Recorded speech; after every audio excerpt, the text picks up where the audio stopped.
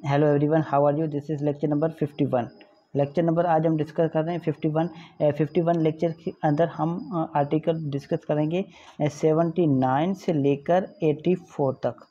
79 से लेकर 84 तक डिस्कस करेंगे आज हम। आइए देख लेते हैं हम आर्टिकल नंबर 79 और इंडियन एविडेंस एक्ट के अंदर ये सेक्शन बन जाएगा हमारे पास 68। ये बात करता है proof of execution of document required by law to be attested.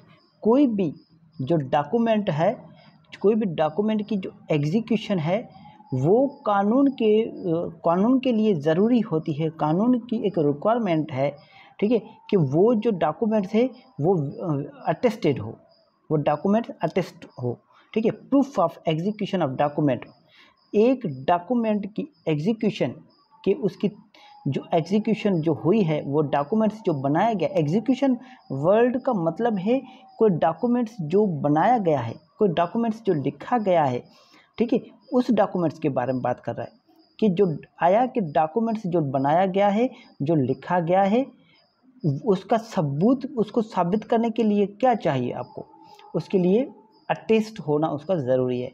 ये कानून ये कहता है कि वो अटेस्ट होना ज़रूरी है उसका।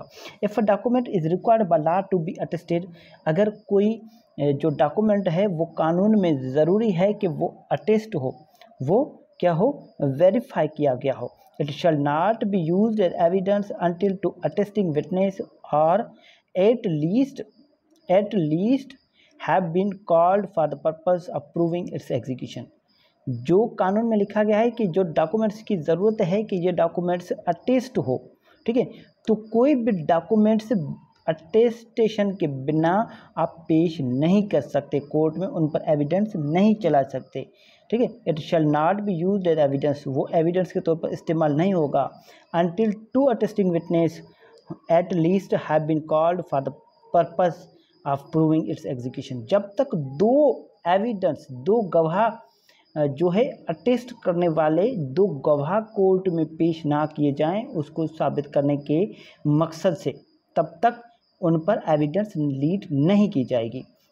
If there be two attesting witness alive, जब दो जो हमारे पास गवाह जो है, दोनों के दोनों गवाह जो जिंदा हों, and subject to the process of the court and capable of given evidence, और कोर्ट के जो प्रोसेस से रिलेटेड, मतलब कोर्ट की प्रोसेस उन पर हो सके, कोर्ट की तामील जो है उन पर हो सके, कोर्ट की तामीलात, और उसके अलावा वो गवाही देने के काबिल हों, ठीक। उसके अलावा आर्टिकल बात करता है हमारे पास, इसके अंदर प्रोविजंस दी गई है कि provided that it shall not be necessary to call an attesting witness in proof of the execution of any document which has been registered in accordance with the provisions of the Registration Act 1908, ठीक है। अगर कोई documents, शर्त यह है कि कोई भी ऐसे जो एग्जीक्यूशन किसी डॉक्यूमेंट्स है कि है, कोई ऐसा डॉक्यूमेंट्स है जो उनकी एग्जीक्यूशन की गई है, ठीक है, उनको साबित करने के लिए किसी भी विटनेस को कॉल करने की ज़रूरत नहीं है जब वो रजिस्ट्रेशन एक्ट 1908 के तहत वो जो है रजिस्टर्ड किया गया हो। Unless its execution by the person by whom it purports to have been executed is specifically denied। अब यहाँ पर शर्त ये दी गई है कि आप उस रजिस्टर्ड सेल डीड पर कोई भी किसी किस्म का गवाह आप पेश नहीं कर सकते, क्योंकि वो एक खुद रजिस्टर्ड सेल डीड है, वो खुद अपने आप वो जो है एक प्रूफ है। अगर आपने ए ने कोई प्रॉपर्टी ली बी से, ठीक है, ये प्रॉपर्टी ए ने जो है वो सब रजिस्ट्रार ऑफिस में रजिस्टर करवा ली ए ने, ठीक है। अब ए को क्या ज़रूरत है किसी गवाह को पेश करवाने की, जो रजिस्टर्ड जो सेल डीड है वो जो है हिमसेल्फ इज़ अ जो प्राइमरी एविडेंस, वो खुद जो है एक प्राइमरी एविडेंस है। अब उन पर एविडेंस लीड करवाने की कोई ज़रूरत नहीं है। यहाँ तक बात क्लियर है, वेरी सिंपल। अब उसके बाद क्या है हमारे पास, unless its execution by the person by whom it purports to have been executed is specifically denied, जब तक जिस शख्स ने जिस शख्स से आपने रजिस्ट्री दिखाई है कि मुझे इस शख्स ने सेल करके दी ये प्रॉपर्टी, जब तक वो शख्स खुद कोर्ट में आकर उसको इनकार ना करे तब तक उनके विटनेस बुलाना जो है ज़रूरी नहीं है। फॉर एग्जांपल कैसे मैं इसका मिसाल दे दूं आपको।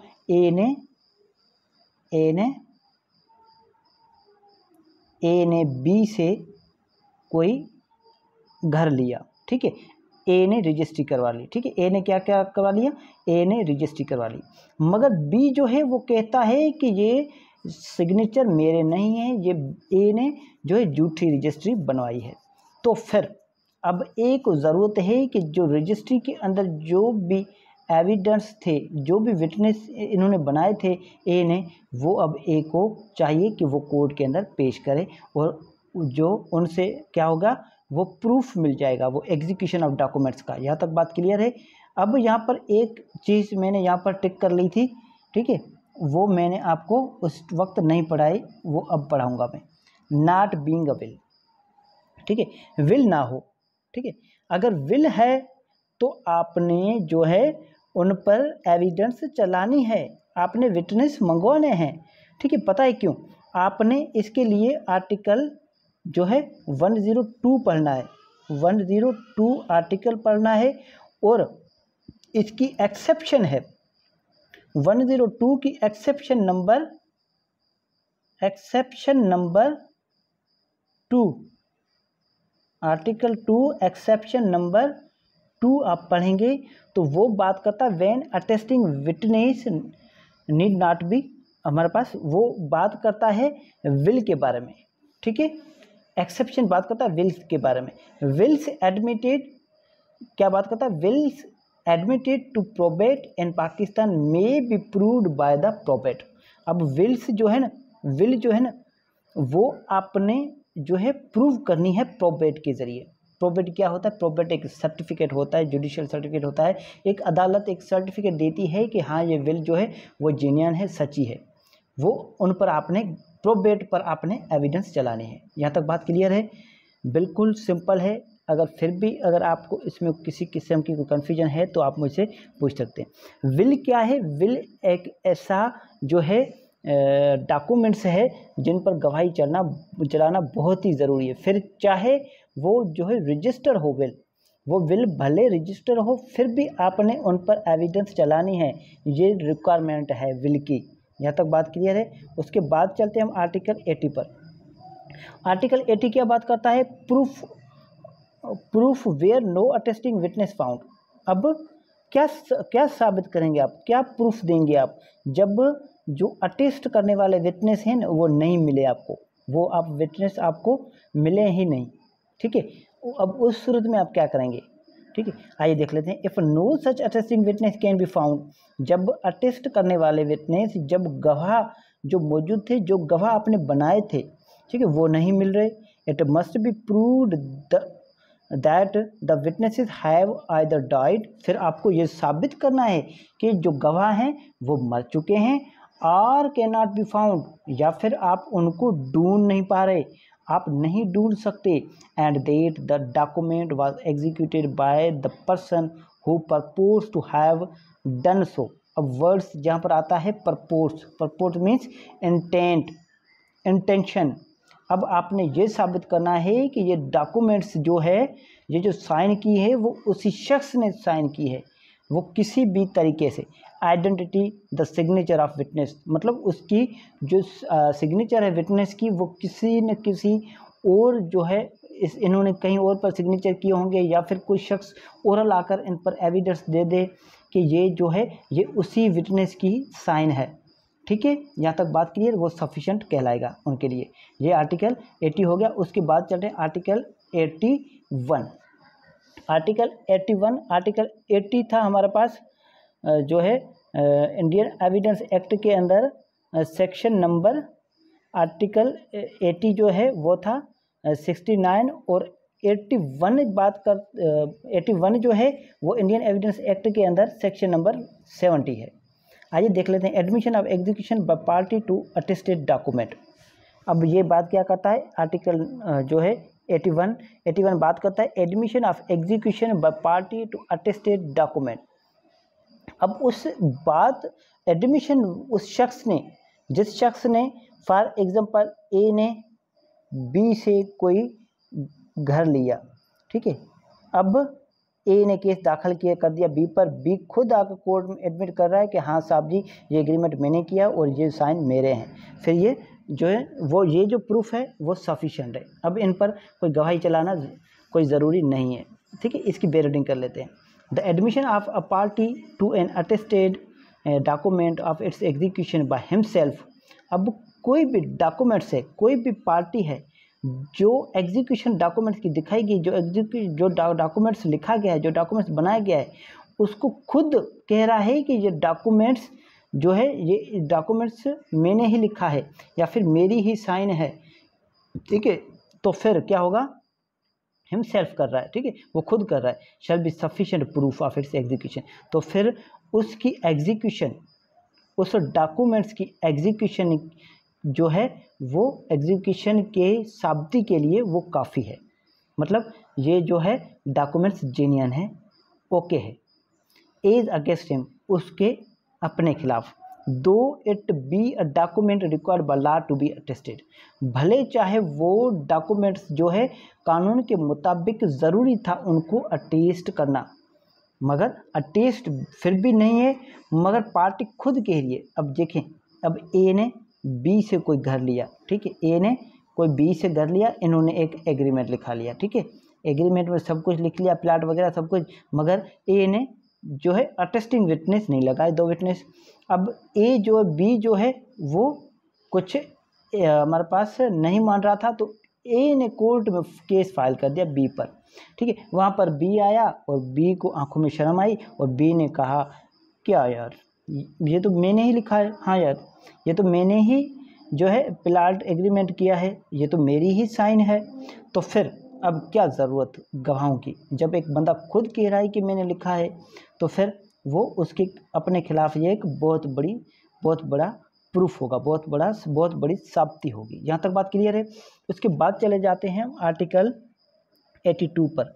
आर्टिकल 82 बात करता है proof when attesting witness denies the execution. अब जब कोई अटेस्टिंग विटनेस हो, फॉर एग्जांपल ए ने बी से कोई एग्रीमेंट किया प्लाट का, ठीक है, कोई घर का एग्रीमेंट बनाया ए ने, ठीक है, बी ने लिख के दिया और दो विटनेस के अंदर, ठीक है, कौन कौन, सी और डी। अब सी और डी जो ए ने बी मुकर गया अपने एग्रीमेंट से कि मैंने घर बेचा ही नहीं, ए ने कोर्ट में केस फाइल कर दिया, ए ने क्या किया, कोर्ट में केस फाइल कर दिया। अब केस तो इन्होंने फाइल कर दिया, इन्होंने गवाह बनाए सी और डी को, क्योंकि इसके एग्रीमेंट में सी और डी दोनों विटनेस थे। अब सी और डी जो है ना वो जो है क्या कर रहे हैं, वो डिनाई कर रहे हैं इस बात से, अटेस्टिंग विटनेस जो है वो डिनाई कर रहे हैं इस बात को, उसकी एग्जीक्यूशन को, जो लिखत है उसको, ठीक है। अब क्या करें, ठीक है, अब इन सूरत में क्या किया जाए, आइए इसकी बेयर रीडिंग कर लेते हैं। Article 82, if the attesting witness denies or does not recollect the execution of the document, जब कोई witness, if the attesting witness denies, ठीक है, जब कोई अटेस्ट करने वाला, साइन करने वाला, गवाह बनने वाला गवाह, ठीक है, शायद जी वो इस बात से इनकार करे, ठीक है, इनकार कर ले कि ये डॉक्यूमेंट्स जो किया गया है ये हमें पता ही नहीं, ठीक है, or does not recollect the execution of the documents, या फिर जो डॉक्यूमेंट लिखा गया उनके बारे में उनकी जो है मेमोरी जो है उसमें वो बात जहन में नहीं आ रही। अब रिकलेक्ट क्या है, रिकॉल नॉलेज फ्रॉम मेमोरी। अब उसकी जहन में नहीं आ रही गवाहों के, वो कब एग्रीमेंट हुआ था, कैसे हुआ था, उनके बारे में नहीं आ रही, या तो वो सीधा सीधा मना कर रहे हैं कि ये साहब हमें पता ही नहीं है, या फिर ये कह रहे हैं कि ये तो हमारे नॉलेज में नहीं है, पता नहीं हमने किए या नहीं किए, ठीक है।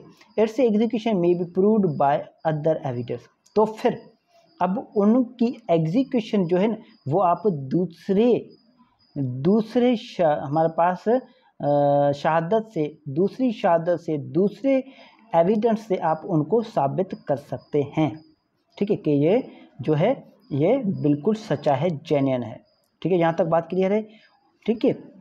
if one of the exception to the rule relating to the proof of document required by law to be attested which is laid down in article 79। यहाँ तक बात क्लियर है।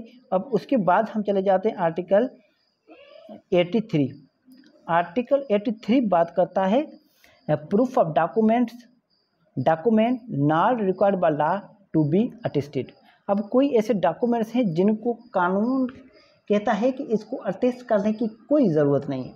आइए इसकी बेयर रीडिंग कर लेते हैं। An attested document not required by law to be attested may be proved as if it was unattested. अब कोई ऐसा डॉक्यूमेंट्स है, कोई ऐसा दस्तावेज़ है, ठीक है, जिनको कानून के अंदर उसको अटेस्ट करने की कोई ज़रूरत नहीं है, ठीक है, उसको अगर वो अटेस्ट है तो भी उसको ऐसे साबित किया जाएगा, बिल्कुल ऐसे ही साबित किया जाएगा जैसे कि वो अनअटेस्ट है, ठीक है, वो अनअटेस्ट है। यहाँ तक बात क्लियर है। मतलब prove as a ordinary documents. क्या ये आर्टिकल 83 बात करता है ऑर्डिनरी डॉक्यूमेंट्स की, कि ये ऑर्डिनरी डॉक्यूमेंट्स है, ठीक है। अब ऑर्डिनरी डॉक्यूमेंट्स क्या होते हैं? फॉर एग्जांपल मैं आपको एक यहाँ पर एग्जांपल इसका दे देता हूँ जिसकी ज़रूरत नहीं है अटेस्ट होने की। फॉर एग्जांपल ऐसा कैसा कोई डॉक्यूमेंट्स, कोई आप बुक लेकर आ दें जैसा कि कॉन्स्टिट्यूशन ऑफ पाकिस्तान है, अब उसको अटेस्ट करने की ज़रूरत है? नहीं, अटेस्ट करने की कोई ज़रूरत नहीं है, ठीक है। वो जो डॉक्यूमेंट्स जो है खुद जो है वो अपने आप एक प्रूफ है। अब आप कोई बुक लेकर आते हैं कानून शहादत की, या फिर बेयर एक्ट लेकर आते हैं आप सीपीसी का, सिविल प्रोसीजर कोड का, या फिर आप बेयर एक्ट लेकर आते हैं रजिस्ट्रेशन एक्ट का, या फिर आप कोई भी ऐसी बुक लेकर आते हैं, ठीक है, उसको क्या अटेस्ट करने की ज़रूरत है? नहीं, आप ऐसे ही पेश कर सकते हो कोर्ट में। कोई आप अथॉरिटी लेकर आते हैं, कोई आप केस ला लेकर आते हैं, कभी कोर्ट आपने याद, आपको जहन में हो ये बात, कभी आपने नोट की, जब भी आप कोर्ट में कोई केस ला देते हैं क्या आप वो केस ला अटेस्ट करके देते हैं? दो विटनेसों के रूबरू अटेस्ट करके देते हैं कि ये जो केस ला है ये सच्चा है? नहीं, आप इट जैसा केस आपने जनरेट किया करवाया, जैसा आपने वो केसला जैसी फ़ोटोकॉपी करवाई एज इट आपने दे देनी है स्टेटमेंट के साथ, ठीक है। आप वहाँ पर उस पर कुछ भी नहीं लिखते, मतलब उसको अटेस्ट करने की ज़रूरत नहीं है। अगर आपने उसको अटेस्ट कर दिया तो फिर भी वो ऐसा ही समझा जाएगा कि वो अनअटेस्ट है, ठीक है, और ऑर्डिनरी डॉक्यूमेंट है, ठीक है। अब एक कोई अथॉरिटी है, फॉर एग्जांपल एक अथॉरिटी है कि मेंटेनेंस जो है अलो होनी है इन पॉइंटर पर। अगर आपने कोई अथॉरिटी कोर्ट में पेश कर दी और उस अथॉरिटी को आप पढ़कर आप वेरीफाई करते हैं कि ये अथॉरिटी एज इट जो लिखी गई है उसमें कोई भी किसी किस्म की कोई भी हेराफेरी नहीं है, ये अथॉरिटी सच्ची है, आप उसको अटेस्ट करते हैं, तो फिर आप अटेस्ट करने की उसको कोई ज़रूरत नहीं है, ठीक है। यहाँ तक बात क्लियर है। अगर आपने अटेस्ट कर ली है तो फिर वो एज अनअटेस्टेड उसको प्रूव किया जाएगा, ठीक है। और ये आर्टिकल